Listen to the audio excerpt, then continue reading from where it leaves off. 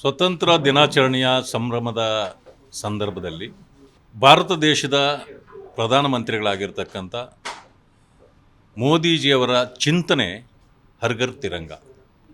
ಅಂದರೆ ಮನೆ ಮನೆಗೂ ನಮ್ಮ ಲಾಂಛನ, ನಮ್ಮ ಭಾರತ ದೇಶದ ತ್ರಿವರ್ಣ ಧ್ವಜ ಅವರಿಗೆ ಮುಟ್ಟಬೇಕು ಅಂತಕ್ಕಂಥದ್ದು. ಯಾಕೆ ಅಂತಂದರೆ ಸ್ವತಂತ್ರಕ್ಕಾಗಿ ಹೋರಾಟ ಮಾಡಿದವರು ನಮ್ಮ ಜೊತೆಯಲ್ಲಿ ಯಾರೂ ಇಲ್ಲ.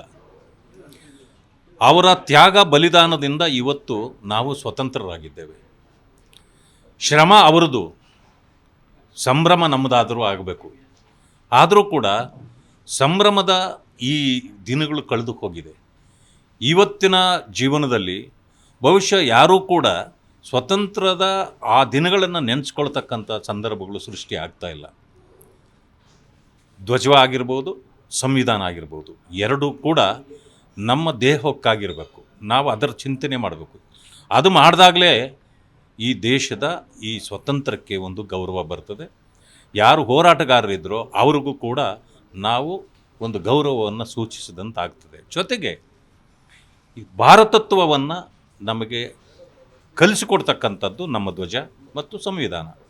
ಇವೆರಡನ್ನೂ ಕೂಡ ನಾವು ಮೈಗೂಡಿಸ್ಕೊಳ್ಬೇಕು. ಆಗಲೇ ದೇಶಭಕ್ತಿ ಅಂತಕ್ಕಂಥದ್ದು ನಮ್ಮಲ್ಲಿ ಬರ್ತದೆ ಅಂತಕ್ಕಂಥ ಉದ್ದೇಶದಿಂದ ಭಾರತೀಯ ಜನತಾ ಪಕ್ಷ ಮತ್ತು ಸರ್ಕಾರ ಇವತ್ತನ್ನು ಸೇರಿ ಹರ್ ಘರ್ ತಿರಂಗ ಎಲ್ಲ ಮನೆಗಳಿಗೂ ಈ ಒಂದು ಜೆಂಡವನ್ನು ತಲುಪಿಸ್ತಕ್ಕಂಥ ಕೆಲಸವನ್ನು ಮಾಡ್ತಾ ಇದ್ದೇವೆ. ಮುಖಂಡರುಗಳು ಮಾಡ್ತೇವೆ.